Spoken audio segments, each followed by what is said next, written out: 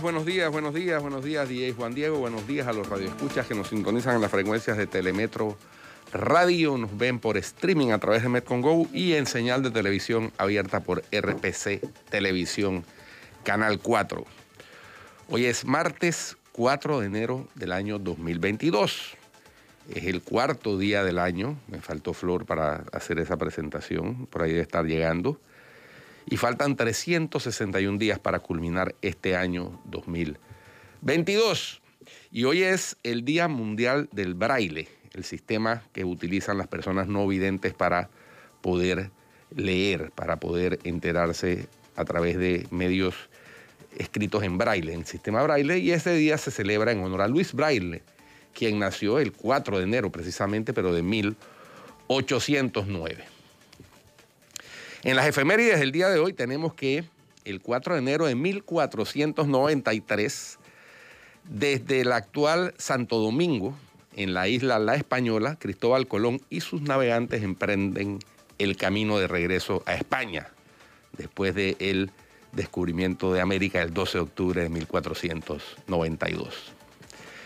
El 4 de enero de 1870, en Buenos Aires, Argentina, Bartolomé Mitre saca a la venta la primera edición del diario La Nación, un diario que se ha convertido en un símbolo del periodismo en Latinoamérica y en el mundo. El 4 de enero de 1903, en Estados Unidos, y esta es una efeméride curiosa, Flor, porque este es un bulo que duró mucho tiempo como si fuera real. En Estados Unidos, el científico Thomas Alva Edison y los dueños del circo Luna Park en Coney Island ejecutan a Topsy. Topsy era una elefanta que estaba acusada de haber matado a 3 espectadores de ese circo. Por medio de corriente alterna procedente de un foco de 6.600 voltios. Para demostrar, supuestamente, y este es el bulo, en una disputa con Nikola Tesla, los peligros de la corriente alterna y las ventajas de las corrientes continuas. Años después, se desvirtuó ese hecho, indicando que la muerte de la elefanta Topsy se produjo 30 años después de que cesara el conflicto por las corrientes entre Edison y Nikola Tesla. En 1904... Oye, esas efemérides son cada vez más largas. No, en 1904 Teddy Roosevelt envía un mensaje al Congreso sobre los hechos de Panamá, donde pronunció la famosa frase I took Panama. En 1936, la revista neoyorquina Billboard publica la primera lista de éxitos musicales del mundo. Adivina cuál fue el éxito de ese año. La canción The Way You Look Tonight, la forma en que lucías anoche, de Fred Astaire, que también ganó Oscar a la mejor pieza musical original por la película Swing Time. En 1970 en Londres se produce la última sesión de The Beatles como banda, el célebre grupo inglés. Y en 2010 se inaugura en Dubái el Burj Khalifa, considerado el cuerpo arquitectónico más alto del mundo, con 828 metros desde el piso hasta la punta de su antena. Y que en todos los años nuevos, ahora que acaba de pasar, se ilumina de manera fabulosa mediante tecnología. Esas son las efemérides del día de hoy. Gracias, don Guido. Amén. Bueno, a ver, hablemos de las cosas del Corte Suprema de día. Justicia. Corte Suprema de Justicia. Bueno, María Eugenia López, tal como se había vaticinado, tomó posesión, fue elegida. Curioso que hubo un voto en blanco de Cecilio Sedalice. Y Ayub Prado no fue, argumentando que había tenido contacto con un positivo de COVID. Lo cierto es que no fue. Mira, pero qué curioso, ¿no? Al día anterior no va Raúl Pineda a la Asamblea y entonces ayer no va Ayub Prado a la elección de María Eugenia López. Yo en vista de que tú no llegabas hoy, yo pensaba que tenías algún contacto positivo. Contacto positivo. Pero te voy a decir una cosa. Se ha vuelto la excusa más común. Con los exacto. Y válida, porque entonces no tienes manera de refutarla, pues. Sí. Por favor, oye. Bueno, solo ellos saben. Pero soplan vientos de cambio en la Corte con la elección de María Eugenia López, Olmedo Rocha como vicepresidente y Carlos Alberto Vázquez Reyes. Ellos prometieron puertas abiertas. Puertas abiertas. En verdad hay que decir algo. La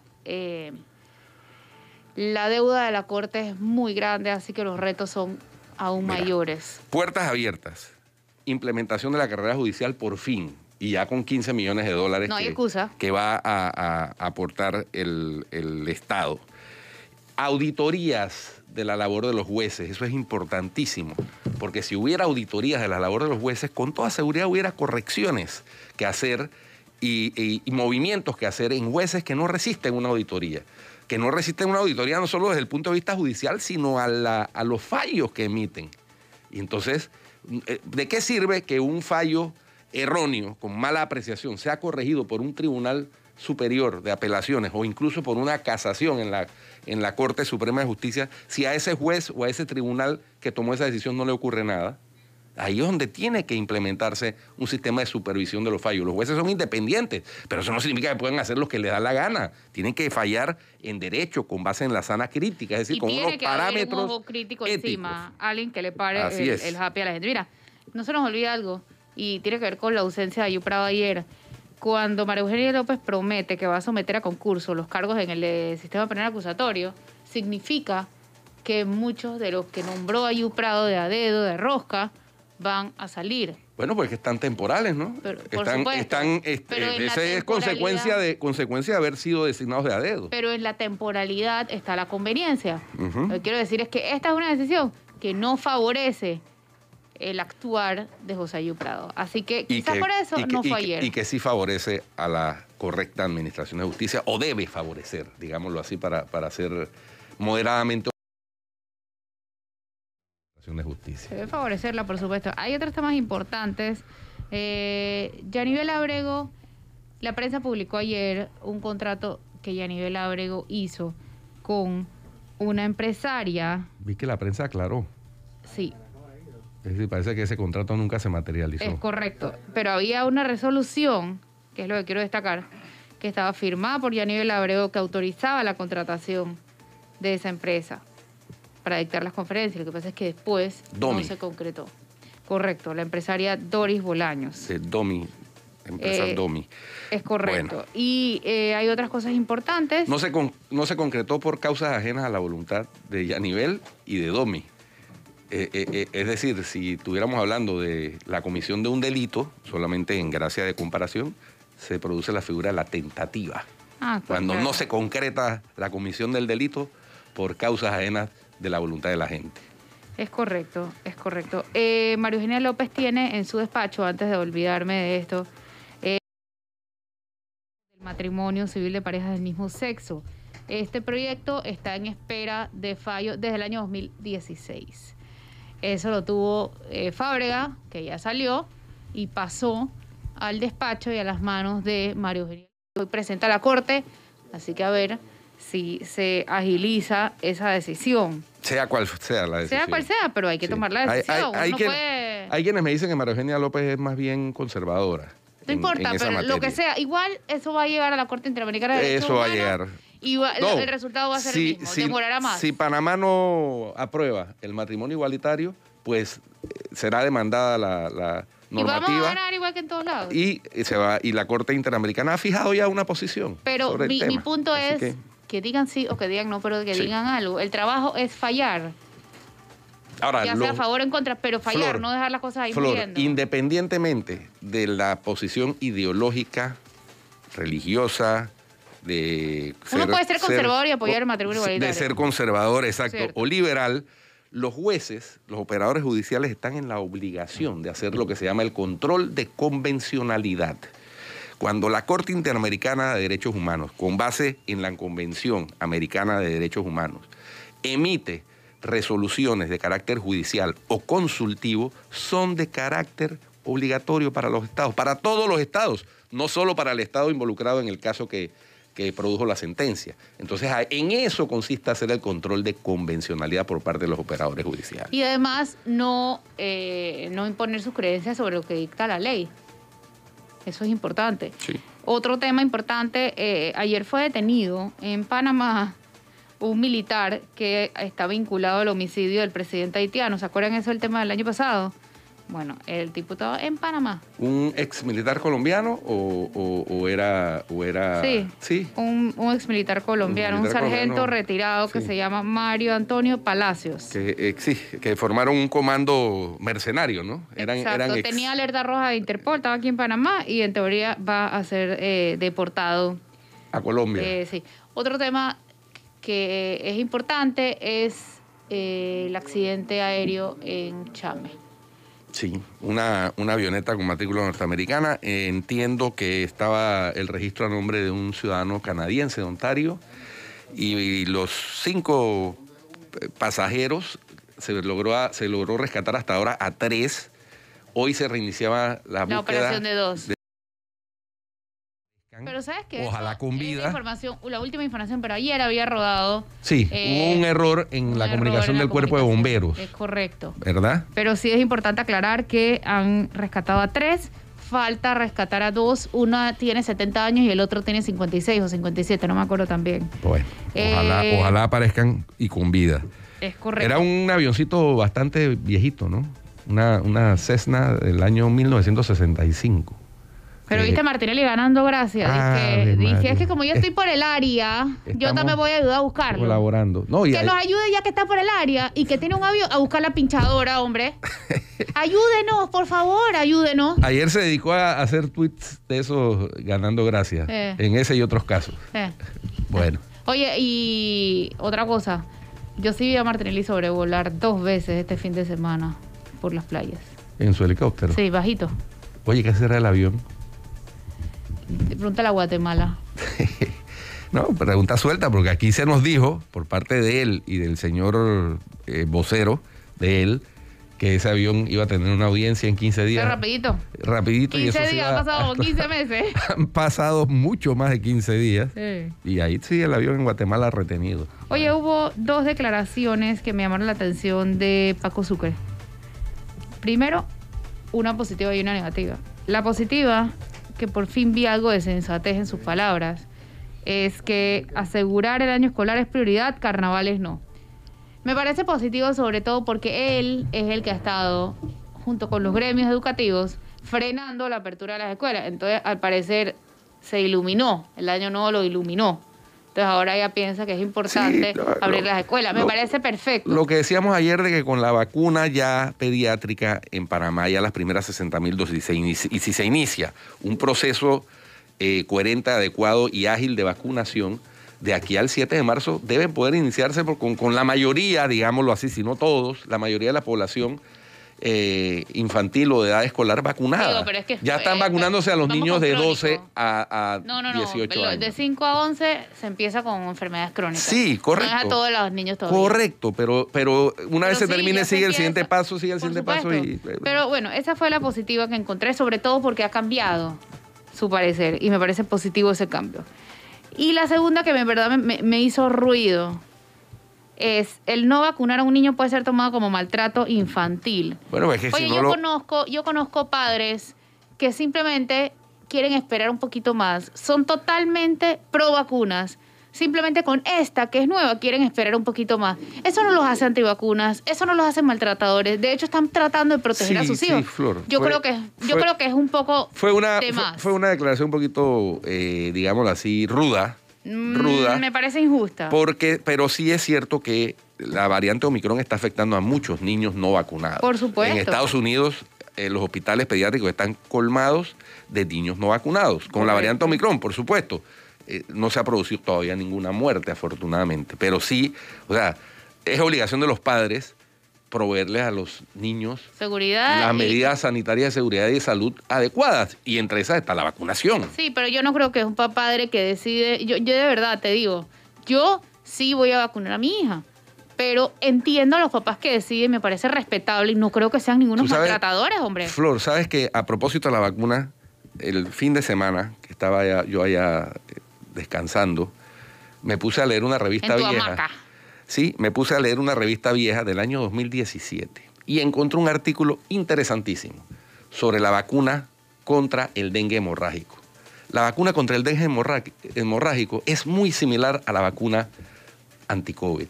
Tuvo 20 años de desarrollo, igual que la vacuna anti-COVID, porque esto no se desarrolló en 10 meses, como dicen algunos antivacunas. Esto se está desarrollando desde el SARS en el año 2002, es decir, 20 años. Se aplica en 3 dosis espaciadas cada 6 meses, la vacuna contra el dengue hemorrágico. 3 dosis espaciadas cada 6 meses, 2 primeras dosis y una de refuerzo. Y a nadie yo he escuchado cuestionar la vacuna contra el dengue hemorrágico, que fue desarrollada por un laboratorio francés, ¿no? Entonces, para que vean cómo cambian los tiempos. Y esa vacuna es nueva, del 2017. Del 2017. Y ha sido bueno, hay una diferencia, Guido. Un hito, ha marcado un hito en la lucha contra el dengue hemorrágico que causaba muertes. Sí, Guido, pero no causaba las muertes que causaba esto y además no te la establecían como obligatoria para muchas cosas. Creo que hay una enorme diferencia. No sé, sí, porque el dengue hemorrágico no se transmite por aerosoles, se transmite por la picada del mosquito. Ok, pero puede haber muchos mosquitos. El problema no es cómo se transmite, sino la cantidad de transmisiones. Pero a las personas vacunadas lo picaba un mosquito infectado y no les pasaba nada. Correcto. Y nadie cuestionó qué me están inyectando ahí, qué me están metiendo ahí. Yo creo que hay una enorme diferencia y que es válido. No. Sí, claro, la diferencia es que el COVID es mucho más contagioso y más mortal. Por eso mismo. Pero nadie cuestiona. Pero es una pandemia. Pero bueno, es que es absurda la posición. Porque si para una cosa que no era tan... No, Flor, si para una cosa que no era tan mortal, que no era tan contagiosa, nadie cuestionó la vacuna, ¿por qué para esta sí? Que es mucho más necesaria la vacuna. Bueno, yo respeto al que no se la quiere poner. No, yo no estoy hablando del que no se la quiere poner. Yo estoy hablando de los que promueven con mentiras que la gente no se la ponga. Creo que eso es diferente a no querer ponérsela y creo que el que no se la quiere poner es absolutamente respetable. ¿Se les irá cerrando el mundo? Sí, 100% se les irá cerrando el mundo. Bueno. Pero de ahí a lo que dijo Paco Sucre me parece como que demasiado. Bueno. Mira, vamos a cambio y vamos a volver a hablar justamente de este tema y un poco más de Omicron con el especialista en este tema, el doctor Eduardo Ortega Barría, secretario general de Senacit. No se vayan.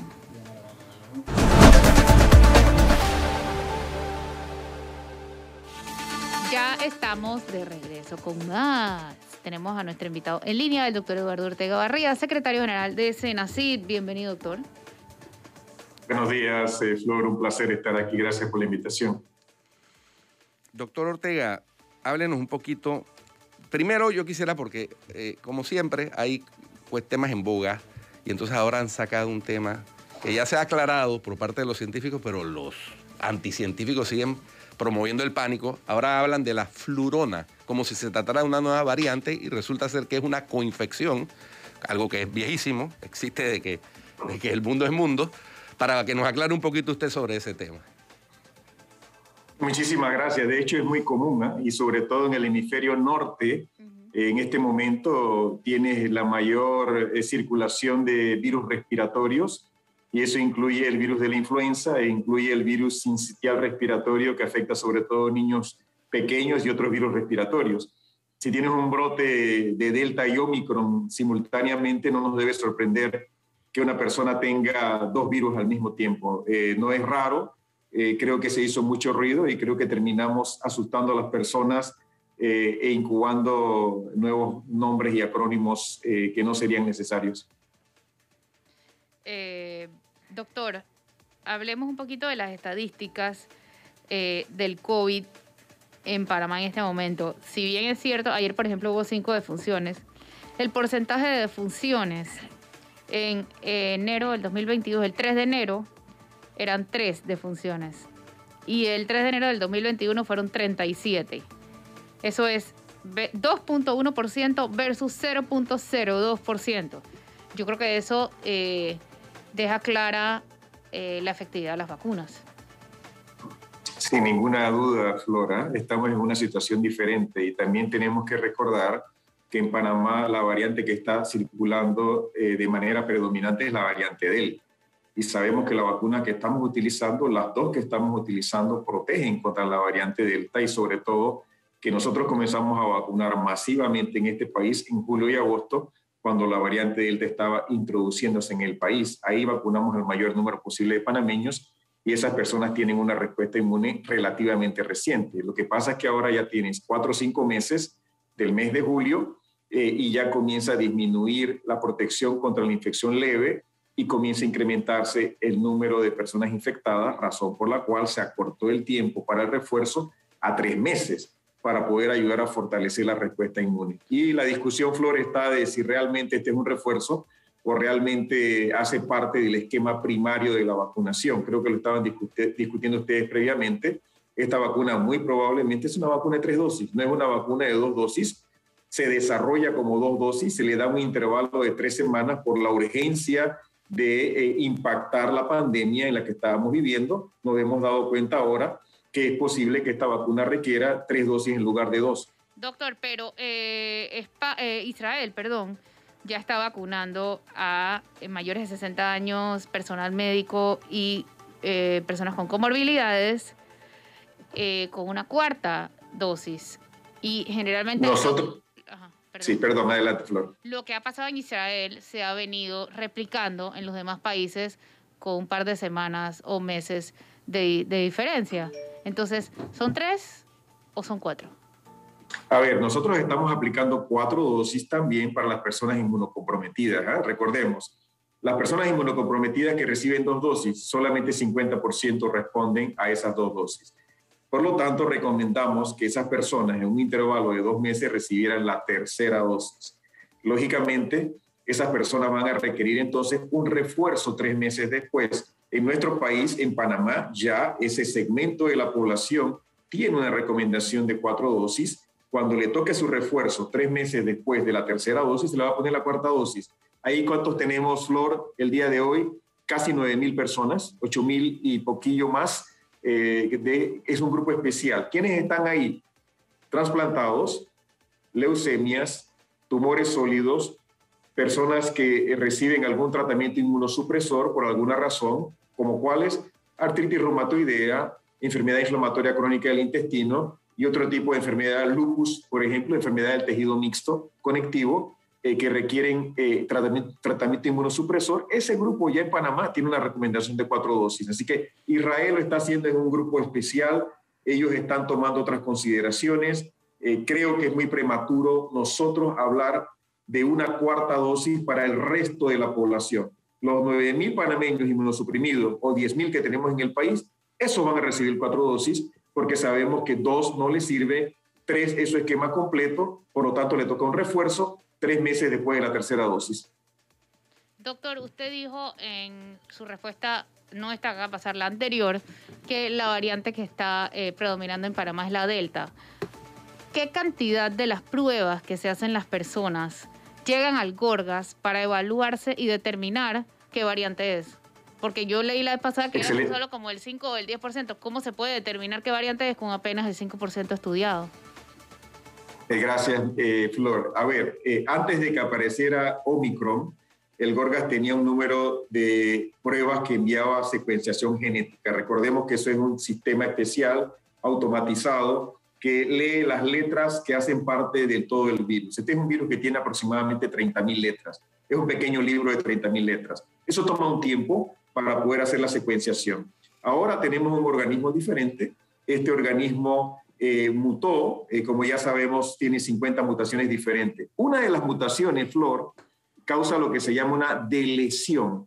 ¿Qué es una delesión? Se borraron 2 letras de ese libro de letras. ¿Y qué sucede? Cuando tú le haces un PCR con una técnica especial, PACSTAT se llama, esa técnica especial hace que en lugar de que tú veas 3 genes, ves 2 genes. Así que es relativamente fácil. Antes de que la mandes a secuenciar, es un poquito complejo y un poquito técnico. Lo que les quiero decir es, el PCR que el Gorgas utiliza hoy te permite saber con bastante precisión, antes de que tú mandes a secuenciar, que lo que está circulando en Panamá es Omicron o es Delta. Entonces, veamos, cuando tú comienzas a ver el incremento de otras variantes, tú comienzas con 100 muestras, 150 muestras, tú puedes saber qué es lo que circula en el país. ¿Qué nos hace pensar que debajo de ese incremento que hemos observado hay un gran número de Omicrons el día de hoy, aunque no se haya hecho la secuencia? Bueno, saltaste de 500 a 2,000, ahora tienes 1,000 y tantas, saltaste de 6% a 13%, y eso nos dice que eso no lo está haciendo el organismo que estaba circulando en el país, que iba 5,5, 6, 4, 5, subía y bajaba. Ahora saltaste hasta 13%. Te dice, hay algo que no es lo mismo que estaba circulando y muy probablemente es Omicron. Creo que se había mencionado que Omicron era el 20%. Sabemos en otras partes del mundo, Flor, que una vez que se establece la transmisión comunitaria en un país, es cuestión de semanas. En 4 a 6 semanas, Omicron va a tomar el control, va a desplazar a la Delta y vamos a tener básicamente 100% de Omicron en las próximas semanas en el país. Doctor, profundícenos un poquito sobre el tema de los eventos adversos producidos por la vacuna. Aquí leo una noticia en el diario La Prensa en donde indican que de más de 5.637.539 dosis se produjo solamente 864 eventos adversos. Pero eventos adversos, de esos solamente 5 con desenlace fatal. Eventos adversos son, por ejemplo, dolor de cabeza, dolor muscular, etcétera. Convérsenos un poco sobre eso porque sigue habiendo gente que no se vacuna por temor a un evento adverso. Explíquenos en qué consisten esos eventos adversos. Tienes un evento adverso, tienes un evento adverso serio. Recordemos, esto puede coincidir con la aplicación de la vacuna, no significa que es causado por la vacuna. Una cosa es que ocurra simultáneamente y otra que tú puedas determinar que la vacuna es responsable del evento adverso. En los estudios clínicos que se realizan, tú tienes que reportar todo lo que el sujeto sufre durante la duración del estudio clínico. Se caiga de la escalera, tenga una apendicectomía, tenga una cirugía de urgencia por un accidente, todo eso se reporta y eso se reporta como un evento adverso. ¿Cuáles son los eventos adversos serios? Aquellos que nos preocupan. El que causa la hospitalización, el que prolonga la hospitalización, el que causa una discapacidad, el que amenaza la muerte o el que causa la muerte. Esos son los eventos serios que nos preocupan, sobre todo si el médico piensa que está relacionado a la vacuna, porque puede ser coincidental y no está relacionado con la vacuna. Hablemos un poquito, por ejemplo, de la vacuna pediátrica, que creo que es uno de los temas más importantes en este país. Hicieron un estudio clínico controlado, donde un grupo recibe la vacuna y otro grupo no recibe la vacuna, y esos niños son seguidos, hablando de niños de 5 a 11 años de edad, durante un tiempo para saber, 1, si la vacuna es segura, que es lo más importante, 2, si la vacuna es inmunogénica, y 3, si la vacuna es eficaz. Ese estudio realizado en Estados Unidos de Norteamérica, con cerca de 3.000 niños, demostró que las 3 cosas eran correctas. La vacuna era segura, la vacuna era inmunogénica y la vacuna era eficaz. Así que el 3 de noviembre, en Estados Unidos de Norteamérica, se inicia la vacunación masiva en niños de 5 a 11 años de edad. Eso es 3 de noviembre. Eso es exactamente al día de hoy 2 meses. En esos 2 meses en Estados Unidos se han vacunado 9 millones de niños. Han recibido la gran mayoría de ellos la primera dosis y un grupo, un tercio aproximadamente, ha recibido la segunda dosis.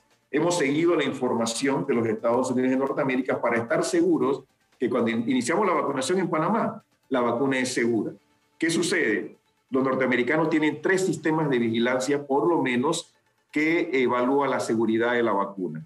Uno es un reporte donde cualquier persona puede decir, me aplicaron la vacuna y me desmayé, me aplicaron la vacuna y se me hinchó el brazo, me aplicaron la vacuna y fui al hospital.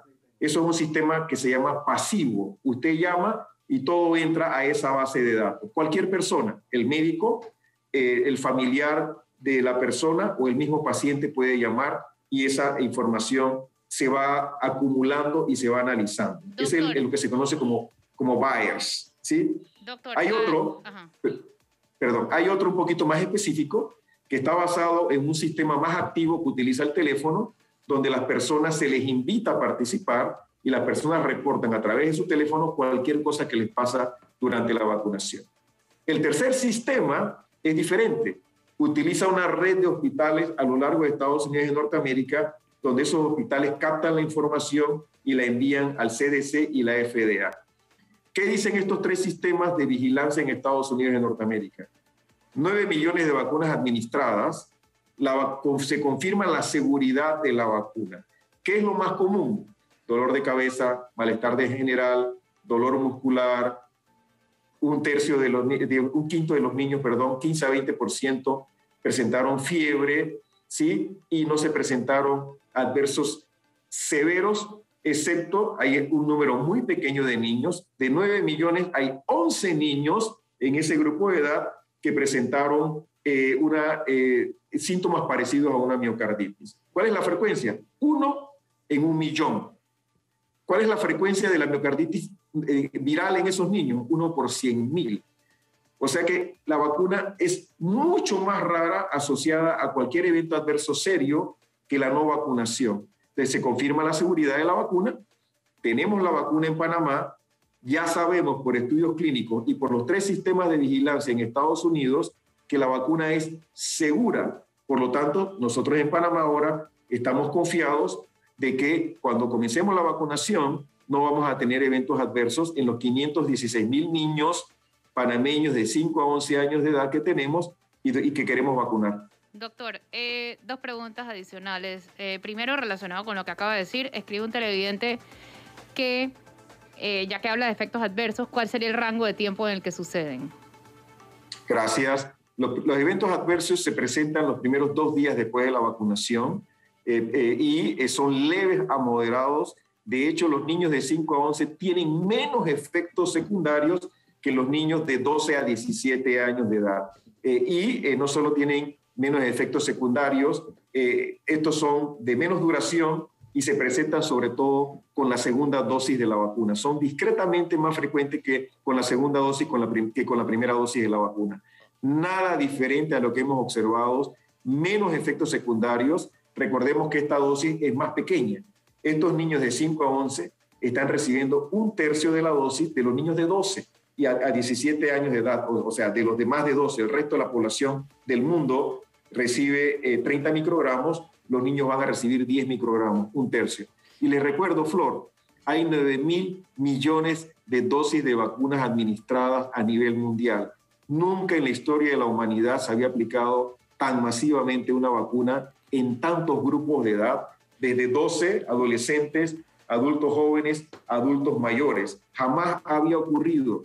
Es la vacuna más estudiada que existe en la historia de la ciencia. No hay otra vacuna más estudiada que esta vacuna. Y esta es la vacuna de Pfizer, la vacuna de Moderna, que sabemos exactamente por picogramos, por microgramos, exactamente lo que contiene, a diferencia de otras vacunas que son inactivadas o son atenuadas o son vacunas que tienen otro tipo de componentes recombinantes. Esta vacuna, yo diría, es la vacuna más pura que existe.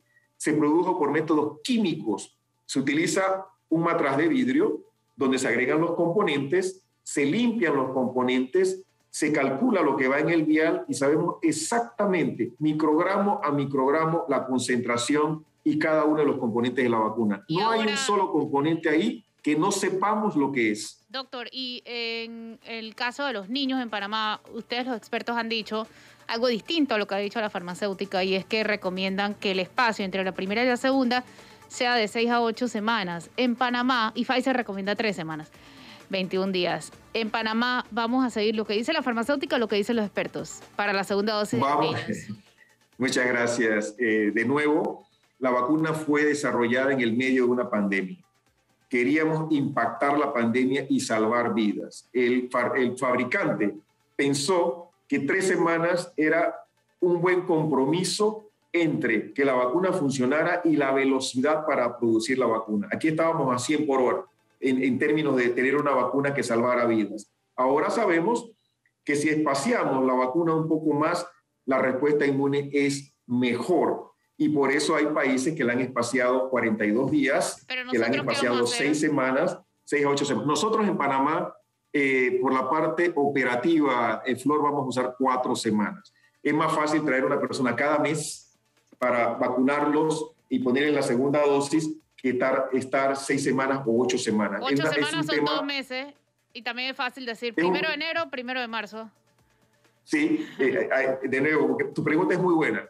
¿Qué sucede, Flor? Tú necesitas un compromiso entre qué sucede si yo le espacio más, entre los casos que van a ocurrir si yo le espacio más, 8 semanas, versus que yo lo acorte un poquito más. Y sabemos que aunque 8 semanas probablemente te produce una respuesta inmune mejor, el espacio es muy largo para que tengas infecciones en el medio. Así que acortamos un poco el espacio a 4 semanas para reducir el número de personas que se nos van a infectar en ese intervalo. Entonces, es un compromiso entre la parte operativa logística, hoy en el medio de un brote, cuarta ola. Yo preferiría hacerlo 4 semanas que 6 a 8 semanas. Probablemente en el valle de la ola, yo te diría, espaciémoslas más porque el riesgo de infección es menor. Hoy no, Flor. Hoy estamos en la cima, en la ascendencia de la cuarta ola, y yo diría, dejemos los 4 semanas. Ok, tengo otra pregunta de la cuarentena. CDC ya recomienda 5 días de cuarentena para un positivo. Panamá ya lo bajó de 14 días a 10 días. Y por otro lado, vemos que, y yo lo estoy viendo con personas cercanas, que están positivas, y que en el centro de salud o el MINSA directamente les dice, hazte la prueba, antígeno, algunos le dicen antígeno, otros le dicen PCR, y si sale negativo ya voy para la calle. Entonces, hay una discrecionalidad por un lado, y por el otro lado estamos dando más días de lo que estipulan los organismos internacionales. Y la pérdida laboral es enorme. Sí. Si una persona falta 10 días a su trabajo y todo el mundo empieza a faltar porque esto está siendo mucho más transmisible, la pérdida laboral va a ser inmensa. Entonces, ¿por qué no nos adecuamos? Primero, ¿por qué no estamos teniendo una sola línea para todo el mundo? Que es muy discrecional. Estoy segura que hay muchísima gente en sus últimos días saliendo ya a la calle y contagiando todavía. Y por otro lado, no estamos cumpliendo con lo que dice el mundo. Sí, gracias, Flor, ¿no? Nosotros seguimos muy de cerca lo que recomienda el CDC, lo que se recomienda de las autoridades europeas. Separemos lo que es aislamiento de lo que es cuarentena. El enfermo se aísla. Y en ese sentido, Panamá recomendó 10 días para el enfermo. Y a los 10 días, esa persona sale de su aislamiento y se reintegra al trabajo sin necesidad de una prueba. Eso es importante. Okay. Antes, ¿qué se utilizaba, Flor? El PCR. ¿Qué sucede con el PCR? Es demasiado sensible. Es una técnica que te detecta picogramos de partículas moleculares del virus. Y además te detecta el virus muerto. Vivo o muerto, lo encuentra. Por lo tanto, no es una prueba adecuada. Además, es muy lenta. 1 es cara, 2 es lenta porque en 2 días no tienes el resultado. A veces 3 días. 3 detecta virus vivo y virus muerto. No es la mejor técnica para manejar en el día a día lo que está sucediendo en un brote. Por lo tanto, el aislado a los 10 días se va para la casa. Veamos ahora la cuarentena. ¿Quién va a cuarentena? El contacto va a cuarentena. Esa persona que ha estado por lo menos 15 minutos a menos de 2 metros con una persona positiva sin tener las medidas adecuadas de protección. Ese es un contacto. Ese va a cuarentena. En Panamá hemos recomendado que la cuarentena sea 5 días y la persona se hace una prueba y si la prueba es negativa se reintegra a su trabajo. Donde tenemos un poquito de discusión hoy, Flor, es si la prueba para salir de la cuarentena debe ser el PCR o el antígeno. Yo creo personalmente que debe ser el antígeno porque, de nuevo repito, el PCR es lento, caro y te detecta el virus aunque el virus esté muerto. Así que no es funcional. Si esa persona al 5.º día no tiene síntomas, eso es importante, porque lo primero es que la persona esté asintomática y tiene una prueba antígeno negativo, va a la casa o va al trabajo y se reintegra al trabajo. Así que Panamá lo ha hecho a 5 días. Aislamiento 10, cuarentena 5 días. Estados Unidos tiene una mezcla y recuerda que ellos no son muy buenos con el cubreboca. Ellos dijeron hace 2 o 3 días que 5 días sin prueba. Ahora están echando un poquito para atrás debido a la gran presión mediática de los científicos que han dicho, vaya, 5 días sin prueba es un riesgo. Así que ellos probablemente van a implementar una prueba al 5.º día como hizo Panamá. Así que nosotros son 10 aislamientos sin prueba, 5 cuarentenas con prueba y creo que debe ser el antígeno, aunque la regulación en Panamá dice PCR o antígeno, creo que debe ser antígeno. Pero usted es consciente de que esto está siendo discrecional, ¿cierto? Está definido, Flor, ¿no? La posición del MINSA, 10 días sin prueba, aislamiento, 5 días cuarentena, con una de las dos pruebas que te mencioné, PCR o antígeno. Creo que debe ser antígeno, ahí no estoy de acuerdo que sea PCR. Sin embargo, fue lo que salió, y lo bueno que se tiene es que vamos a discutirlo y vamos a proponer que sea un antígeno, y esperamos que se nos escuche. Doctor, una persona que ha tenido ya sea aislamiento por 10 días o cuarentena por 5 días, y digamos que se hace la prueba en los dos casos y sale negativa, esa persona no contagia. No tiene capacidad de contagiar. Definitivamente, no contagia. Tiene antígeno negativo, no está con síntomas y estuvo aislado o en cuarentena, esa persona no contagia. Doctor, hay otra duda que tengo. Tienes la parte clínica y tienes la prueba, ¿no? La gran mayoría, y Flor tiene razón, ¿no? Esto lo analizamos, digamos que tienes 1.000 personas diarias positivas. Esos 1.000 los tienes que aislar. Y entonces tienes 3 contactos por cada uno de esos. Esos los tienes que mandar a cuarentena. Ya tienes 3.000 en cuarentena y tienes 1.000 aislados. Son 4.000 personas. En 10 días tienes 40.000 personas, ya sea aisladas o en cuarentena. Por lo tanto, tenías que modificarlo, no podías dejarlo como estaba. En el caso de Omicron, que se transmite masivamente, si mantienes los 14 días que tenía Panamá, caramba, se iba a paralizar el país, se iba a paralizar la economía, tenías que reducirlo para poder que esas personas con seguridad regresen a la sociedad y mantengan a la sociedad funcionando y la economía trabajando. Ok. Oye, doctor, ¿y la hidroxicloroquina y la ivermectina? Seguimos mandando. No funciona, pero yo Flor. no entiendo. Sabemos que no funciona. Yo te lo juro que yo no entiendo. Porque es que ¿Perdón? hasta el Seguro Social dice que no. Hasta el Seguro Social, sin contar toda la data internacional, científica, mundial, seria, que dice que eso no sirve. Y entonces va al MINSA y compra otros millones. ¿Esto es un negociado o qué? Porque yo no puedo entender. Porque entonces sale el ministro a decir que ya no lo están repartiendo y el hijo de Guido recibió el 22 de diciembre o 23 de diciembre. Y yo tengo un amigo que recibió el 27 y tengo la prueba. Ahí está el papelito de la caja de salud, del Centro de Salud de Boca la Caja, entregando los medicamentos. Entonces no estoy entendiendo. Y el Centro de Salud de Alcalde Díaz también. ¿También? Sí. Bueno, entonces no estoy entendiendo. Hay evidencia robusta publicada desde hace bastante tiempo de que ninguna de estas drogas funcionan contra el coronavirus.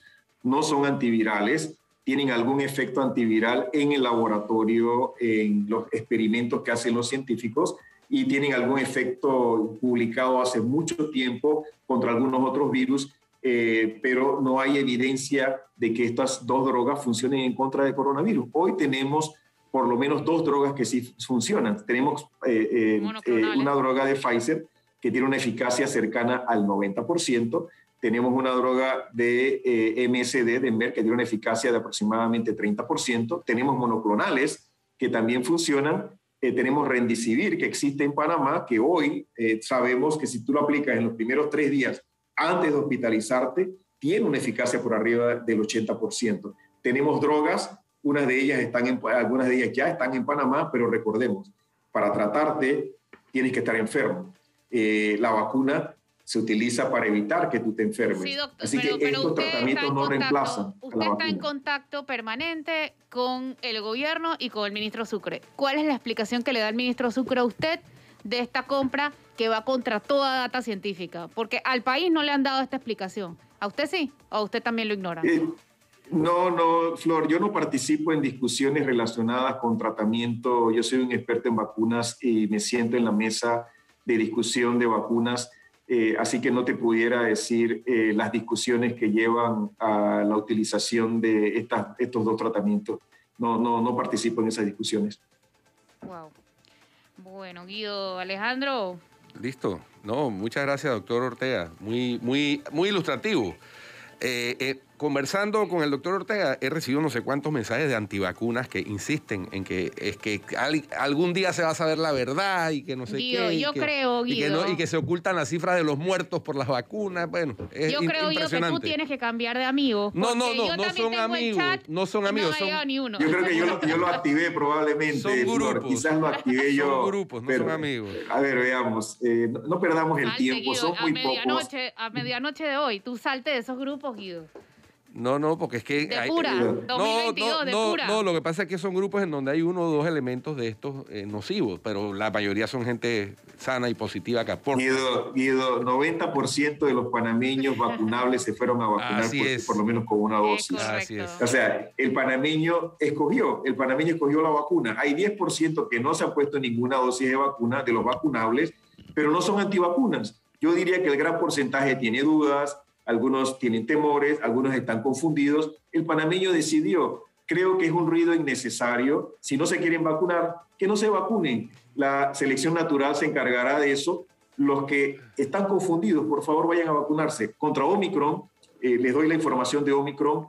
¿Cuál es la eficacia de la vacuna contra Omicron, contra las formas graves? 88%.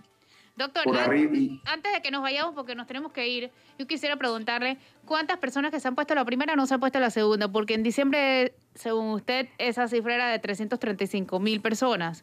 ¿De cuánto es esa población ahora? 312.000 personas que se pusieron la primera dosis de la vacuna no se han puesto la segunda dosis de la vacuna. Y todos son Pfizer, casi 99% son Pfizer, ¿verdad?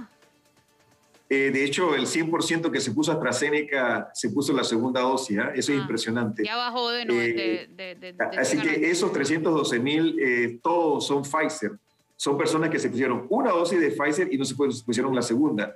Les recuerdo, 2 dosis de Pfizer, aún 2 dosis no te protegen adecuadamente contra la infección por Omicron, pero sí te protegen contra las formas severas de Omicron hasta en un 70%. Pero disminuye. Así que necesitas el refuerzo. Perfecto. Doctor, gracias por acompañarnos hoy.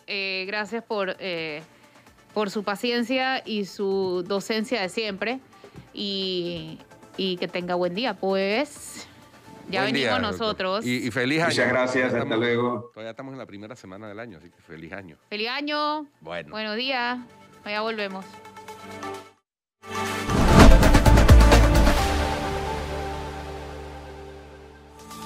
Buenos días de nuevo, llegamos del cambio, pues Guido. Oye, hay un tema que se me quedó en el tintero, tenemos un minuto para hablarlo, y es el recurso de inconstitucionalidad que presentaron ciertos contadores y abogados en la Corte ayer contra la ley que implementa la factura electrónica. Ellos no quieren la factura electrónica. ¿Qué piensas tú? Bueno, ahí hay toda una discusión. Hay toda una discusión filosófica, porque yo leí la demanda que presentó el Colegio de Abogados y percibí en la demanda un malestar por el hecho de que fue inconsulta la inclusión de las profesiones liberales y artesanos en la lista de los que deben tener factura electrónica. Y en la misma ley se hacen excepciones, y excepciones que tienen que ver, por ejemplo, con el monto de la facturación. Por ejemplo, los agricultores que facturen menos de $350,000 al año quedan exceptuados de la factura electrónica. Lo mismo se podría hacer para los profesionales liberales y artesanos, y creo que ese es el punto de discusión. Ahora, entiendo que hay dos demandas. Una le tocó a Cecilio Sedalice y la otra le tocó a la nueva magistrada Miriam Chen. Así que vamos a estar pendientes del resultado.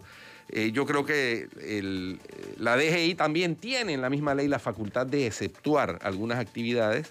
Yo creo que la solución más razonable sería que la DGI, en la reglamentación que se expida, exceptúe a las profesiones liberales y a los artesanos que facturen hasta cierto tipo de monto anual, que me parece que es lo razonable y lo consono, ya que está en la misma ley esa excepción, por ejemplo, para el sector agropecuario. Es correcto. Así que, bueno, pues, camaradas y camarades. Camarades, te volviste... No, a mí me da risa, yo me burlo de eso. Madurista. Sí. Bueno. Que tengan todos un buen día. Tengan un buen martes y nos vemos mañana aquí en Cuarto Poder. Hasta la vista.